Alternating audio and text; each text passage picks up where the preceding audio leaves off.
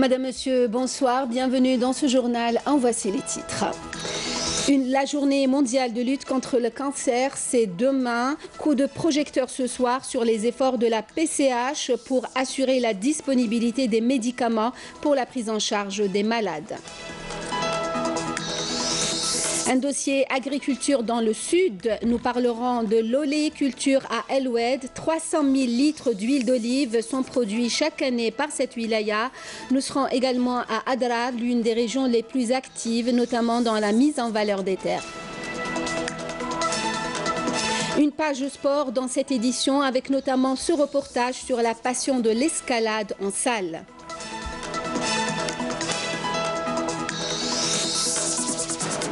Et puis musique avec Lemma, le premier album dédié au patrimoine musical féminin de la Saoura, présenté tout à l'heure à la salle Ibn Zaidoun à Alger. Pour commencer, le Conseil de la Nation prend part à partir d'aujourd'hui et sur 2 jours à Genève, en Suisse, à la 277e session extraordinaire du comité exécutif de l'Union interparlementaire. L'ordre du jour comprend l'examen de plusieurs volets dans la stratégie de l'UIP pour la période 2017-2021. Le Conseil de la Nation sera représenté à cette session par Fouzia Benbedis, membre du Conseil et membre du comité exécutif de l'Union interparlementaire. Le général de corps d'armée Ahmed Gaïd Salah, vice-ministre de la Défense nationale, chef d'état-major de l'armée nationale populaire, effectuera à partir de demain et jusqu'au 7 février une visite de travail et d'inspection au niveau de la 6e région militaire à Tamanrasset. Le général de corps d'armée procédera à l'inspection d'unités opérationnelles et tiendra également des réunions d'orientation avec les cadres et les personnels des unités de la 6e région militaire. Le syndicat algérien du corps paramédical décide de geler sa grève périodique, une décision prise par le Conseil national du syndicat qui s'est réuni ce samedi. Elle intervient à la suite de la réunion tenue mercredi dernier avec la commission de dialogue et les partenaires sociaux au ministère de la Santé. Écoutez à ce propos le secrétaire général du syndicat algérien des paramédicaux. La décision de geler la grève prise par le Conseil national du syndicat qui s'est réuni samedi intervient à la suite de la réunion tenue mercredi dernier avec la commission de dialogue et les partenaires sociaux au ministère de la Santé et des résultats positifs ayant sanctionné cette rencontre.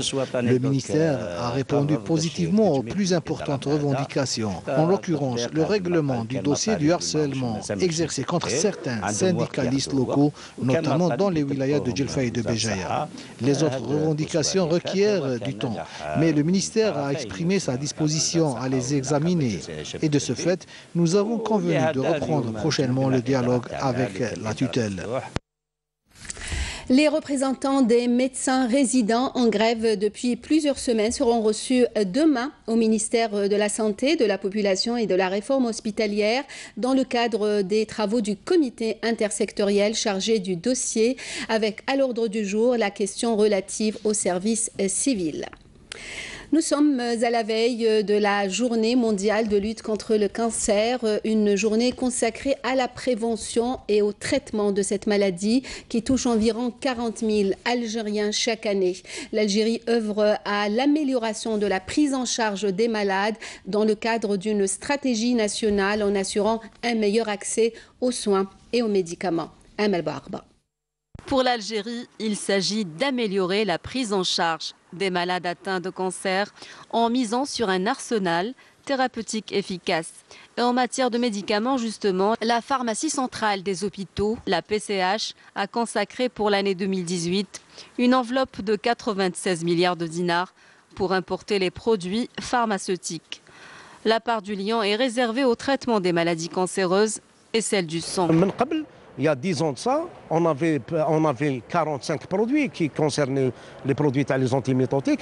Actuellement, on est à 160. Frère les antimétotiques, à 83 فليماتو. شوف الجهود اللي تبذلتها الدولة بخصوص la prise en charge de tous les cancéreux فيها أدوية جديدة تاع l'immunothérapie qui vient d'être enregistrée à peu près entre l'immuno et la thérapie ciblée حوالي واحد une dizaine de produits. Et c'est des produits qui sont coûteux, très onéreux. C'est des produits qui coûtent 3 000 €, 2 500 € l'ampoule. Ce type de médicament de plus en plus innovant permet de mieux traiter les malades, notamment certains cas résistants aux traitements classiques. La chimiothérapie détruit les cellules cancéreuses. En revanche, les thérapies ciblées ont une action ciblée empêchant la croissance des cellules cancéreuses. Pour ce qui est de l'immunothérapie, elle renforce le système immunitaire pour lui permettre de se défendre et détruire les tumeurs cancéreuses. Un autre problème qui se pose avec acuité, le manque de centres antidouleurs pour soulager les malades atteints de cancer. Les médicaments antidouleurs ne sont pas tous disponibles au niveau national. Il faudrait qu'il y ait au moins dans chaque wilaya une pharmacie qui vende des médicaments antidouleurs et que ces derniers soient remboursés par la sécurité sociale, ce qui n'est pas le cas actuellement. En somme, la prise en charge des malades atteints de cancer doit être pluridisciplinaire afin de mettre fin au calvaire des malades en leur assurant un accès aux soins dans les délais. L'agriculture au sud connaît ces dernières années un renouveau certain. Si le palmier dattier reste maître des lieux, il est désormais concurrencé directement par l'olivier. Voici l'exemple d'El Oued, deuxième producteur national en matière de dattes. Cette wilaya a réussi à se propulser parmi les régions productrices d'huile d'olive. 300 000 litres sont produits annuellement dans cette région. C'est un reportage de Amel Bouarba. La filière oléicole est en plein essor dans la wilaya d'El Oued. Outre les superficies réservées à l'oléiculture qui gagnent du terrain d'année en année, la wilaya compte 5 huileries, 4 modernes et une traditionnelle. Parmi les huileries modernes qui ont bénéficié de mesures de soutien de la part des pouvoirs publics, un exemple, l'huilerie Chorfi opérationnelle depuis 2009. On bénéficie de la caisse de fin d'IA du début des travaux, de subventions de l'État. Les fellahs nous ramènent des olives de la fin du septembre jusqu'au fin du février, début septembre, chaque année. Le rendement d'huile, c'est entre 10 et 17 litres par quintal. Concernant la qualité d'huile d'olive, le taux d'acidité est très faible par rapport à d'autres variétés d'huile d'olive. هذه بالنسبة للواد لأن c'est une région ensoleillée كاملة. De nombreux agriculteurs se sont donc orientés vers l'oléiculture. Selon eux, cette filière nécessite moins d'entretien que la culture des dattes et elle est aussi plus rentable. Je suis agriculteur, j'habite à Doualma, aux frontières algéro-tunisiennes. Je ramène les olives que je cultive pour les presser dans cette huilerie. Auparavant, je cultivais les palmiers, mais depuis que j'ai découvert l'olivier, je le cultive et c'est plus rentable pour moi car c'est moins pénible que la culture de dattes et cela nécessite moins d'entretien. Ici à El Oued, nous avons pris conscience de l'importance de l'olivier au début des années 2000. À cette époque, l'État nous avait octroyé des oliviers à cultiver et ce fut, je dois dire, une expérience très riche pour nous. À l'instar de la culture de dattes, l'oléiculture est une filière très importante à El Oued. Une superficie de 3100 hectares est réservée à cette filière, dont 2000 hectares sont actuellement productives. Il faut dire que cette filière attire de plus en plus d'agriculteurs. Un engouement à la mesure des potentialités importantes dont dispose cette wilaya en termes d'agriculture, de quoi permettre d'assurer une meilleure disponibilité de l'huile d'olive. À Ghardaïa, on mise aussi sur l'agriculture pour booster l'économie locale. Ici, on voit grand. Les périmètres consacrés à l'agriculture sont de plus en plus grands. Il y a bien sûr le palmier dattier, mais il y a aussi les cultures céréalières. Jézia Bayou. Ghardaïa, des espaces verts à perte de vue. Des moyens humains et matériels non négligeables y sont consacrés pour encourager l'investissement dans cette région qui s'est forgée une vocation agricole.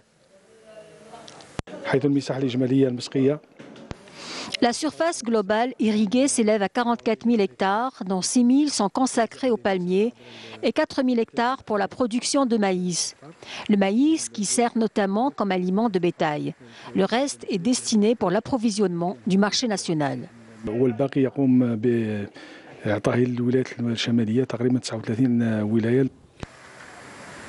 16 000 investisseurs ont bénéficié de ces terres dans le cadre de la mise en valeur des terres ou dans le cadre de la concession agricole. Les autorités agricoles ont dû recourir à l'expropriation des terres agricoles non exploitées. Nous avons repris environ 22 000 hectares de terres agricoles non exploitées afin de les redistribuer à des porteurs de projets concrets.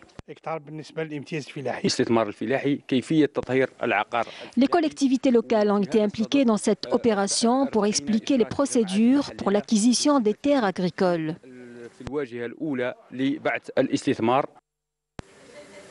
Pour une meilleure exploitation des terres, la Chambre de l'agriculture de Gherdaïa s'est engagée dans une campagne de sensibilisation sur le rôle des collectivités locales dans la promotion de l'investissement agricole.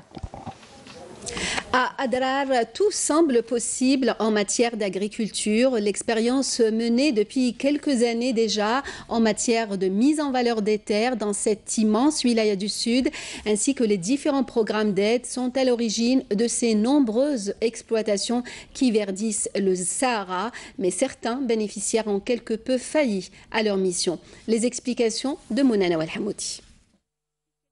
Depuis quelques années, les investisseurs agricoles sont de plus en plus nombreux à s'implanter à Adrar, vu les vastes superficies de terres fertiles et les nombreuses potentialités agricoles dont elles disposent.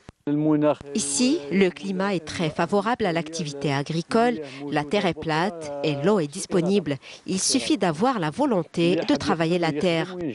Tout ce que vous cultivez ici poussera sans aucun problème, que ce soit la pomme de terre, le chou-fleur ou encore les choux. Dans le cadre du programme de revalorisation des terres agricoles, plus de 5 600 contrats de concession ont été attribués. Malheureusement, la plupart de ces contrats n'ont pas été exploités.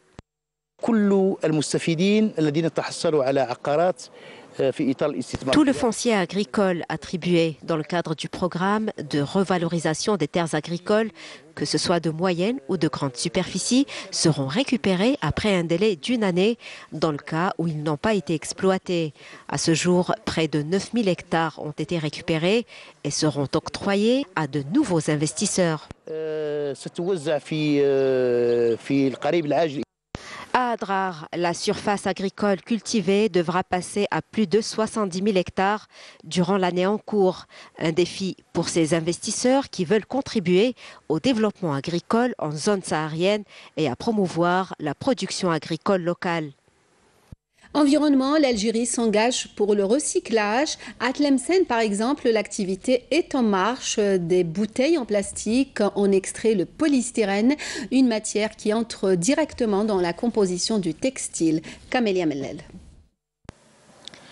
Le plastique est récupéré des décharges publiques avant d'être nettoyé et recyclé dans cette usine implantée à Tlemcen pour en extraire la matière première entrant dans la fabrication de 20 tonnes par jour de fibres de polystyrène utilisées notamment dans l'industrie du textile. Actuellement, nous produisons environ 10 à 15 tonnes par jour, mais nous comptons doubler notre production.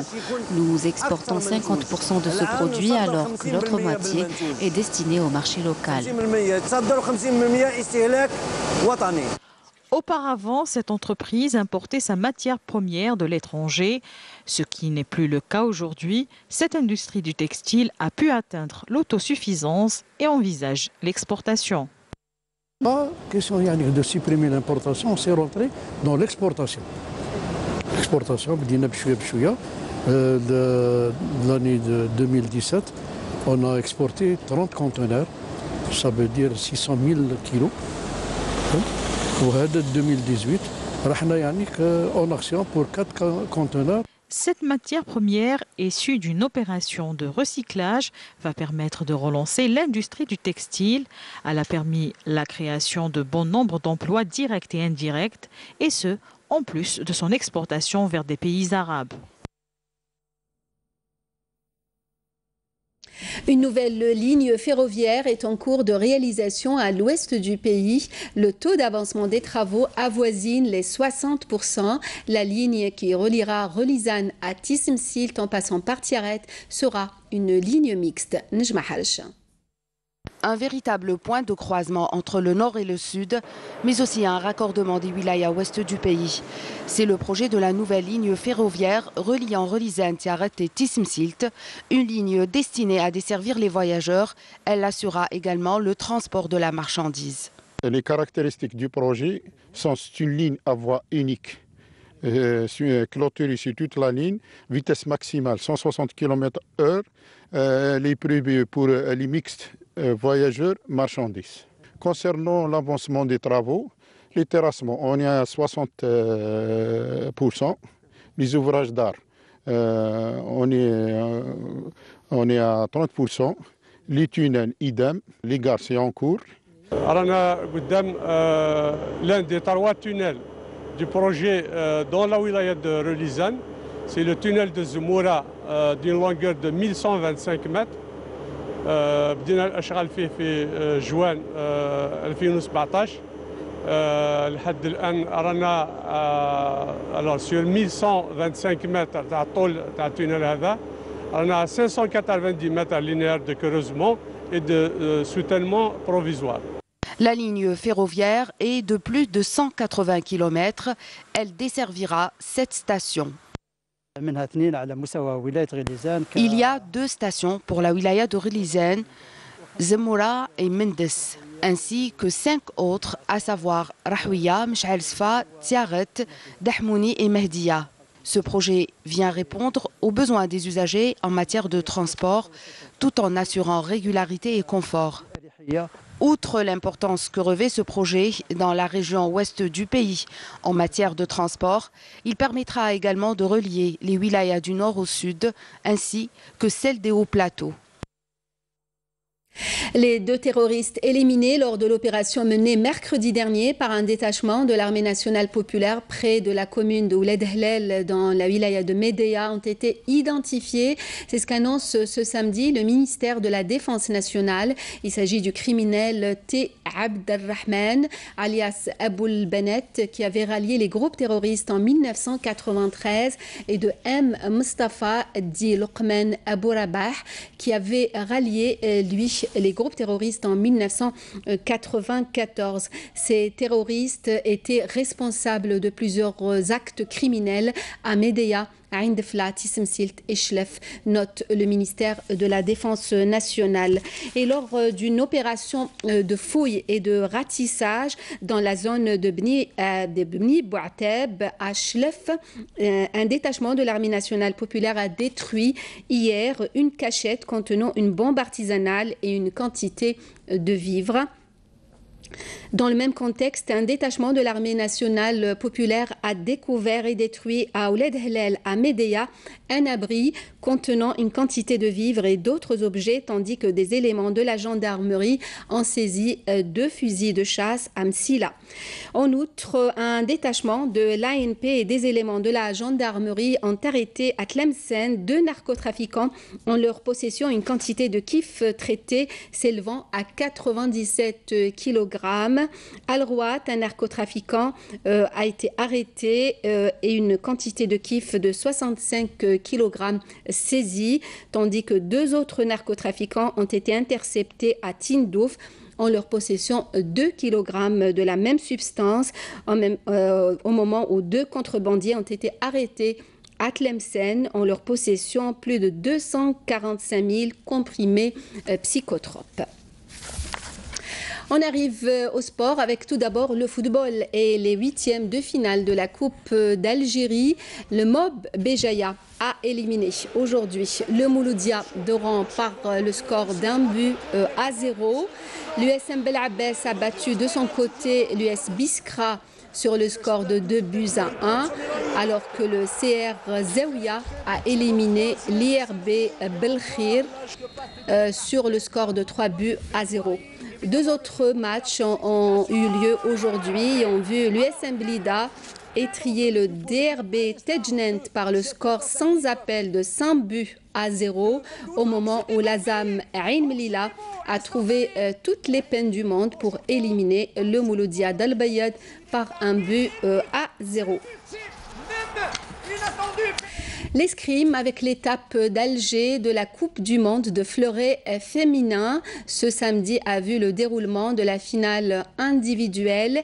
L'Italienne Alice Volpi, numéro 2 mondial, a remporté l'étape d'Alger de la Coupe du Monde de fleuret en s'imposant devant sa compatriote Erika Tsipras sur le score de 15 touches à 6 en finale de l'épreuve individuelle disputée à la salle Harsha cet après-midi. Organisée pour la 4e fois de suite en Algérie. Donc demain, dimanche, ce sera au tour des finales par équipe que vous pourrez suivre d'ailleurs en direct à partir de 15h sur Canal Algérie. Voici à présent un sport qui nécessite aussi de l'agilité, de la coordination et de la concentration. Il s'agit de l'escalade, un sport qui compte de plus en plus d'adeptes en Algérie. Avant d'aller à la conquête des sommets des montagnes, beaucoup s'entraînent sur des murs d'escalade en salle. Le reportage est signé Lamia Boudbouda. Porté par l'envie de se dépasser et de flirter avec le vertige, l'intérêt pour l'escalade est manifeste en Algérie. Débuter en salle avant d'aller essayer son agilité sur les parois d'une montagne, tel est le credo du club des sports de glisse. C'est une activité jdida qui démarre en Algérie, tout ce qui est escalade et en mur intérieur, donc dans des salles. اليوم احنا عندنا le créneau تاعنا il est au niveau de l'Institut national de nouvelles technologies du sport, l'ISTS, au niveau de Bnaknoun. Donc on s'entraîne avec l'école d'escalade تاعنا et ils ont des séances d'entraînement avec les coachs تاعهم يعلموهم كيفاش يغرامبي comment faire de l'activité en toute assurance. Cette structure artificielle d'escalade est munie de prises pour les pieds et les mains. Elles sont de différentes couleurs et dénotent une voie. Lorsqu'on réalise une voie donnée, un grimpeur est seulement autorisé à utiliser les prises de la couleur choisie. Tout cela sous l'œil de l'encadreur qui assure la sécurité depuis le sol. Les encadreurs sont à cheval sur les consignes de sécurité et d'assurage. L'escalade, il faut s'assurer la sécurité donc primordiale. Il y a plusieurs, il y a le matériel, après on assure, donc il y a des règles de sécurité qu'on doit suivre. Donc ça commence donc par le matériel. Donc il y a toujours un boudrier, il y a les règles, il y a le nœud, il faut toujours s'assurer. Il y a le nœud 8, le fameux nœud 8 de l'escalade. Il faut s'assurer qu'il est bien fait. Les passionnés de cette discipline sont de plus en plus nombreux. Une activité qui requiert force, souplesse, coordination et concentration. L'escalade est même devenue un sport olympique. Ça fait depuis 2011, ça fait 7 ans qu'on a de l'escalade sur le mur. On a fait beaucoup de stages et de sorties, surtout à Tikjda, des murs. Il y a des montagnes à Tikjda, des fois de différentes cotations. Au début, c'était un peu difficile, après c'est normal, c'est très bien. Les coachs nous ont aidés et j'attends le week-end à impatience pour revenir ici pour faire l'escalade. Le club des sports de glisse a mis à ma disposition des chaussons d'escalade pour mon premier essai, qui n'était pas très concluant, mais une expérience à tenter et pour le moins exceptionnelle. Bravo Lamia. Et du sport, on passe à la musique et le spectacle donné tout à l'heure à la salle Ibn Zaydoun par Souad Asla et sa Lemma al-Bashariya, un concert présentation de l'album du même nom, Lemma, un voyage, une véritable immersion dans le patrimoine musical féminin de la Saoura à travers ses différents genres. Badia Amarni.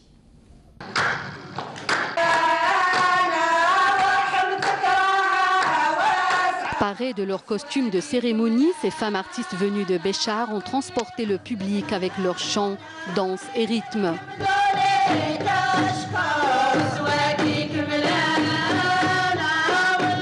C'est un spectacle spectacle féminin. J'ai monté ce spectacle pour la préservation du patrimoine de la Saoura. On est 11 femmes artistes sur scène et avec nous Hasna Bchari, ou Zaza. L'album compose, dans l'album il y a 6 disciplines, il y a le Ferda, il y a le Jbariyat, il y a du Diwan, il y a du Gnawi. Ces artistes ont relaté une histoire, leur histoire à travers ce spectacle, un voyage.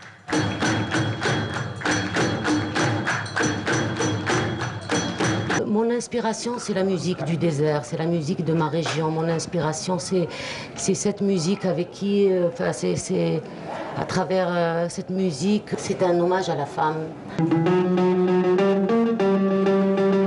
La troupe Lemma de Souad Asla, dont l'un des membres n'est autre que la sublime Hasna al-Bachariya, nous a guidés à travers une série de tableaux associant Ferda, Jbariyat, Gnawi, Haydous et Zeffani.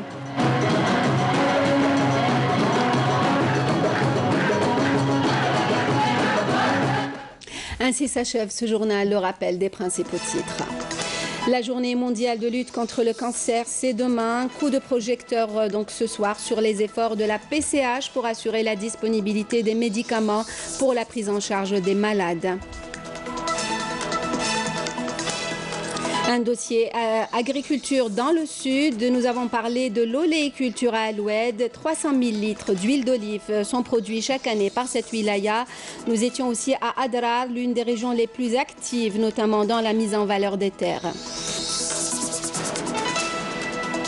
Le sport avec notamment un reportage sur la passion de l'escalade en salle.